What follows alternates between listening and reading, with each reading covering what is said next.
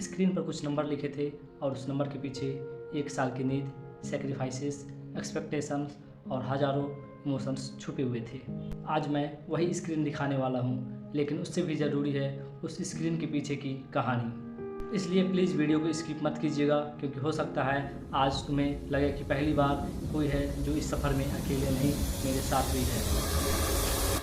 So hi, it's me Shivam Sharma.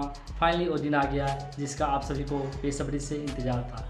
हाँ, किसी ने एक्सपेक्ट नहीं किया था कि रिज़ल्ट इतना जल्दी आ जाएगा, क्योंकि एक्सपेक्टेड डेट 20 जुलाई के आसपास बताया गया था, लेकिन रिज़ल्ट उससे पहले ही आ गया। खैर, जो होना था हो गया।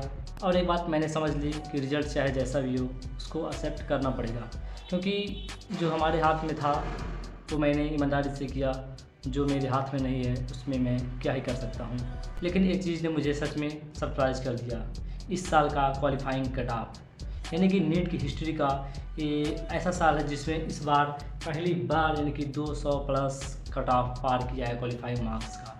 और मैं जनरल कैटेगरी की बात करूँ तो जनरल कैटेगरी का आपका क्वालिफाइंग मार्क्स गया है 213 मार्क्स। SC ST और OBC की बात करूँ तो 177 मार्क्स गया है। यानी कि आपको काउंसलिंग में बैठने के लिए या प्राइवेट या गवर्नमेंट सीट के लिए मतलब एडमिशन के लिए आपको कम से कम इतने मार्क्स चाहिए। लेकिन आखिर ये कैसे हो सकता है? क्योंकि आपको पता है कि जहाँ तक मुझे याद है मेरे मतलब नीट 2024 जो कि सबसे ईजी पेपर था उसका कट ऑफ भी मतलब 150 के अंदर रहा। लेकिन इस बार का पेपर इतना इजी भी नहीं था कि इसलिए आप सभी क्वेश्चन को कर देते, एंड फिर भी आपका कट ऑफ पहली बार नीट की हिस्ट्री में 200 प्लस गया है। इसका रीज़न मुझे अभी तक नहीं समझ में आया है। अगर आपको कुछ समझ में आया तो कमेंट सेक्शन में कमेंट कर दीजिए।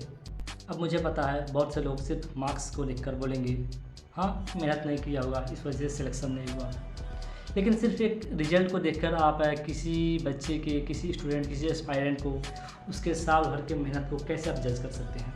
आखिर कैसे? हाँ, जज करना आसान होता है क्योंकि आप उस रेस में नहीं हो, लेकिन असली कहानी उस स्टूडेंट को पता होता है जो साल भर अपनी नींद और फेस्टिवल और तमाम सारी चीज़ों को उसने सेक्रीफाइस किया है मात्र सिर्फ एक एग्ज़ाम क्वालिफाई करने के लिए। और अगर मैं अपनी बात करूं तो मेरा भी रिज़ल्ट वही रहा जो आप में से तमाम सारे एवरेज स्टूडेंट का रिज़ल्ट है। मतलब कि मेरे मार्क्स एक्सपेक्टेड 400 आए हैं, एंड ये मार्क्स उतने हैं जितने में आपको ना एम्स मिलेगा, ना ही कोई गवर्नमेंट मेडिकल कॉलेज मिलेगा, एंड ना ही कोई आपको गवर्नमेंट सीट आई थिंक मुझे लगता है कि कोई मिलेगा किसी भी फील्ड में जाए, या BMS या BCMS नहीं मिलेगा इतने में, क्योंकि कट ऑफ हाई गया है। सच कहूँ तो रिज़ल्ट को देखकर काफ़ी दुख हुआ, लेकिन ये मेरी कहानी का आखिरी चैप्टर नहीं है। अब बस एक सवाल बचता है, क्या आप ड्रॉप लेंगे या फिर इस सफ़र को यहीं एंड करके एक नए चैप्टर की शुरुआत करेंगे? तो इसका जवाब अभी मेरे पास नहीं है, एंड मैं आपको ये प्रॉमिस करता हूँ कि इसका जवाब मैं आपको जल्द ही दे पाऊँगा, क्योंकि अभी मैं उस पोजीशन में नहीं हूँ कि इसका एग्जैक्ट आपको जवाब दे दूँ कि मैं आगे क्या करने वाला हूँ। आज सिर्फ इतना कहना चाहता हूँ कि जो भी डिसीज़न लूँगा सोच समझ कर लूँगा, एंड किसी इमोशन, किसी बहकावे में आकर डिसीज़न नहीं लूँगा।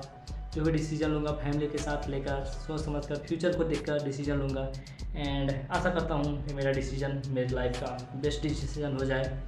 एंड बाकी अब मेरे पास कुछ शब्द नहीं बचे हैं बोलने के लिए, क्योंकि रिजल्ट आपको पता है कैसा आया है। अभी तो दिल काफ़ी भरा हुआ है, बट कोई ना। एंड सबसे पहले आप सभी के लोगों को बहुत बहुत धन्यवाद। आप लोग इतना सपोर्ट, प्रेम, एंड बहुत सारे लोगों आप लोग सपोर्ट करते हैं, उसके लिए आप सभी को दिल से शुक्रिया।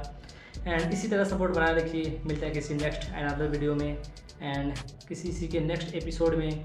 एंड आशा करता हूँ कि नेक्स्ट वीडियो में आपको पता लग जाए कि मेरा आगे का क्या प्लान है। कोशिश करूँगा कि जल्दी इस डिसीजन को मैं ले पाऊँ और आपके साथ साझा कर पाऊँ। तो आप लोगों का ये ज़रूर कर्तव्य बनता है कि जानने का, क्योंकि आप लोगों ने मुझे सपोर्ट किया है। और अगेन आप सभी लोगों का thank you so much. Love you all.